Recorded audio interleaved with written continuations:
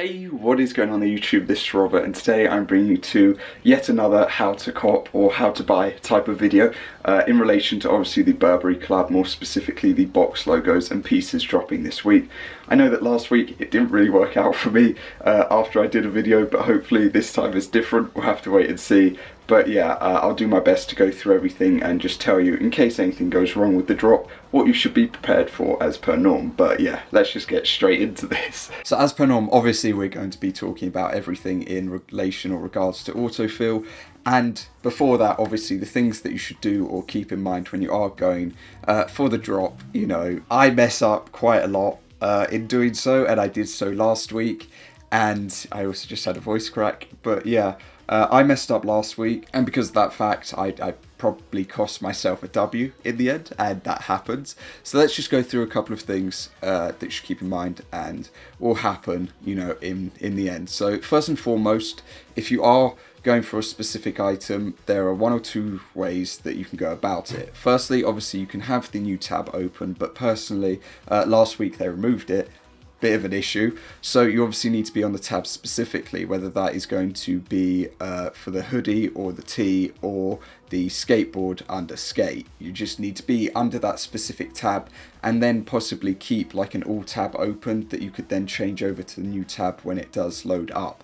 Obviously you can get to some of the pieces on the all tab, because a majority of the time they will appear at the top, more specifically the jackets than anything. For the hoodies and such, it'll be more so like quite a bit lower down in this section.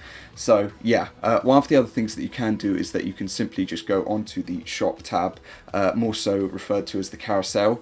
And here, as you can see, the more so relevant pieces are the first three, where yeah, you should hopefully have a chance at the hoodie or whichever item appearing on this sort of first section. If not, it might be on a lower section. But in the past, Supreme tend to put like the more hyped pieces, quote unquote, towards the front of the carousel. So that's just another thing that you can do. When it comes to checking out, I always say the thing that I do is have my card details ready, and then I just type in the rest. I do autofill, obviously, which we're going to talk about. But one of the things that I didn't do last week, which I should have done, is check whether or not my details are actually in or at the checkout when I got to it, and I did not check that, so I had to put that in. So as of that, that cost me like a solid 3 to 5 seconds, maybe even more, because those details were not already in. So before you go to do anything for the drop, check that your details are there, check that they're saved, and if they're not, then you can follow the next steps, or just read the comment section, like comment that I leave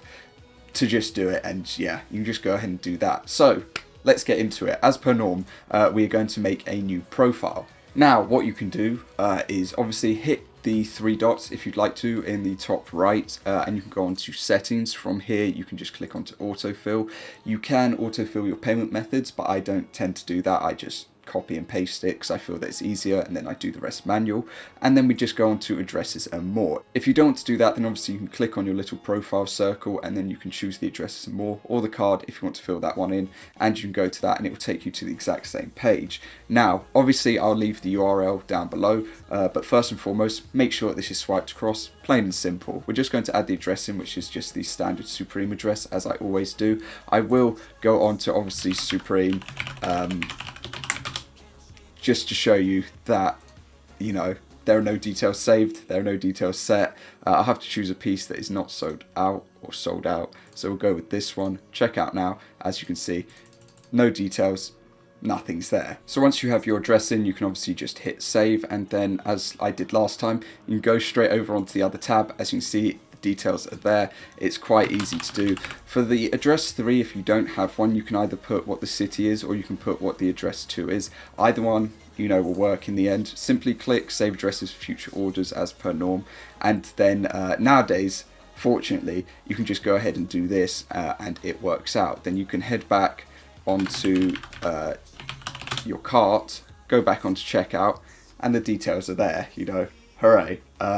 If you do need to change anything, then you can just click and manage addresses, and it will take you straight back to that tab, or straight onto that tab, and you can just change and do so. Now, one of the things that always like worries people is obviously the whole trying to add an item to cart, and in doing so, nowadays, when it comes to a more so hyped release, we have these sorts of methods or sort of things appear that are meant to almost be like thought-provoking. It's meant to be like bot protection. Sometimes it doesn't work out because they adapt to it. So for last week we had the swipe across again. Previous to that or prior to that we had swipe across as well. We've had hold down, and then we've had draw a circle. So they do try and implement things that are meant to hopefully help manual people, but if things go wrong, then there are other methods, which I think this time I will most definitely be attempting and trying. One of them will obviously be ready to go with an incognito tab, because I sort of need to be like that when it comes to it, because if I see it saying like processing and it's taking too long, I need to switch straight onto that, because otherwise I'll fall behind quite quickly.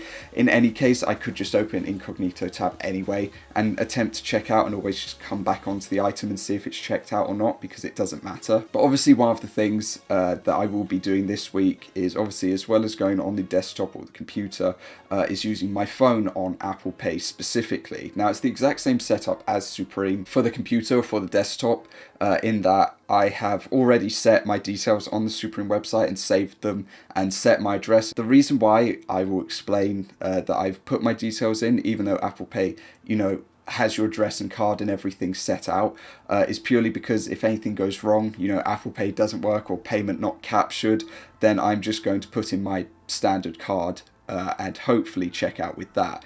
But yeah, that is going to be my sort of go-to. I didn't really see anyone last week say that they used PayPal. I also saw a large majority say that Apple Pay was their go-to, and a lot checked out with Apple Pay. So hopefully it's the same this week. You don't know, you know, it's a hit and miss type of scenario, but yeah, that is what I'm going to be doing or attempting in the end. But like I said, when it comes to it, if you go onto a piece, save, clicked view all, you're like, oh my god, where is it? You know, you go onto the section, you see it, add to basket, you have to swipe and then check out. Hopefully your details are there. If not, save an attempt and then enter, you know, what you can and just go for it. One of the things I keep slipping up on a lot, I feel nowadays, is selecting my sort of expiry and everything. Even though I'm so familiar with doing it nowadays, what I do is I select the number and then I simply hit tab and go down from there to actually pick like the year of expiration. That's what I do now. I feel that it's a lot quicker than me clicking, because I feel that if I select this one and I just go, then I just feel like I can just scroll faster and get onto the rest of the details in the end. I don't know whether or not like it's a handicap to do that, to sort of go through in that way, but I feel that it's sped things up for me a bit more, and because I actually know what the numbers are like off by heart, it makes things a lot easier. But as always, like I said, with incognito, you can do the exact same thing of just going on to Supreme. It has helped a lot of people in the past. I know that people have checked out using it, and wow, the Supreme site's just died for me. But yeah, it is just one of those things that I feel is just handy to have, more so if you've just got one address set in your sort of autofill or your Google addresses section. Because I have like 15, it's a bit of an issue, which is why I lost so much time last week, because I had to like set through and select which one. It was just pain. So the whole clear form was at the bottom, and my way of clearing it was just to choose the correct address, and then it changed to the correct details. But yeah, just keep in mind, if you have more than one address, that it's set here, that it's saved here, and that it's not going to cause you an issue. But yeah, that is pretty much all that I can say and all that I can pass out. I hope that everyone has the best of luck tomorrow. I'm wishing you all the best, and yeah, we'll just have to see how it goes. As per norm, I'm going to be copying and pasting the main part to my card, being the number, and then the rest I'm just going to give it my best shot. I'm probably going to try for a hoodie and then a tee afterwards, or a skateboard, dependent on how things go. But yeah, good luck to everyone going for the drop tomorrow. If you've got an in-store slot, I hope that you can get what you want. And yeah, other than that, I hope that you have a good day, and I will see you all next time. Peace.